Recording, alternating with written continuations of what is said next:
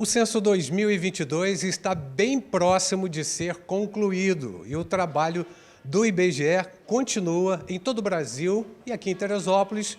Nós viemos até a sede provisória do IBGE, que fica aqui no prédio do INSS, no centro da cidade, para conversar com o João Felipe Colonese, que é o coordenador censitário. Já falamos algumas vezes a respeito do censo, que seria para 2020 e está sendo realizado desde de 2022, de agosto de 2022. E aí, quando é que a gente vai ter esses números? Quando é que esse censo será concluído aqui na cidade de Teresópolis? O censo está previsto para acabar agora, final de fevereiro. Concluímos. Na verdade, a equipe toda aqui de Teresópolis, ela já visitou todos os domicílios. A gente já fez toda aquela passagem naqueles setores que a gente explicou da outra vez. Agora a gente está no momento só de rechecagem e verificação. É como a gente sempre conversa, né? A importância que são as informações do censo demográfico, então a gente prima por qualidade, está numa fase de rechecagem.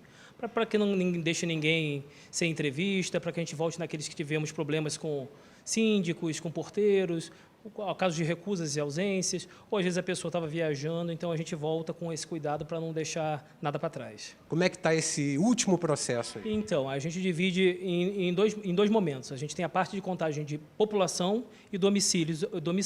Teresópolis, em questão dos domicílios, a gente já bateu com sobra. A gente já tem 106% aproximadamente de crescimento. O que significa isso? Que novos prédios, novas casas, mas não necessariamente isso reflete o número de moradores, porque às vezes é uma casa de veraneio que alguém constrói, por toda essa estrutura que a nossa cidade oferece.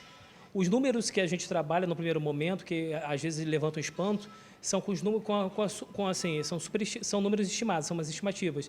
E o que acontece? Nem sempre refletem, porque há uma projeção e as variações ao longo de 10 anos, né? Porque como o censo é de 10 em 10 anos, às vezes não chega. Por isso acontece o censo, para a gente dar um número exato do que está acontecendo aqui na nossa cidade. Meu Felipe, vamos falar um pouquinho da dificuldade que vocês estão tendo agora para concluir o trabalho por conta de recusas para responder o questionário, né? Esse é um problema que os recenseadores ainda estão enfrentando nessa fase final, né? Sim, o que a gente encontra ainda uma resistência do IBGE. Foi o que a gente estava aqui falando um pouquinho antes. A questão do cenário de ter acontecido no ano político, as pessoas acham que é para o partido A, para o partido B. O que eu reforço é, o censo ele é uma autarquia federal independente. Esses dados são para ajudar a população. Esses dados vão baselar todas as políticas públicas por 10 anos. E, além disso, o que acontece?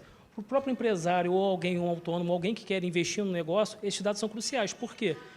Ele pode consultar esses dados são públicos, ele pode consultar e saber, por exemplo, a renda média em um bairro, num lugar, a estrutura que tem ali de saneamento para poder direcionar o seu negócio. Então, isso funciona tanto para a gente, quanto pessoa, quanto para os órgãos públicos.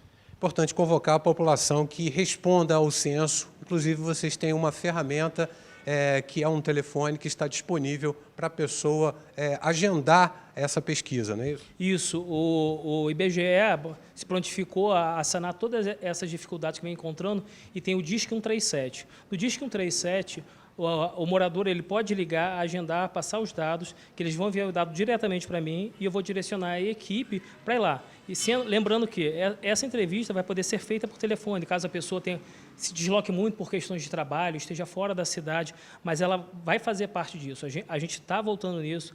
Questão de recusa, pode passar essa informação para o morador, que ele pode ser feito por telefone ou entrar em contato com o Disque 137 e agendar.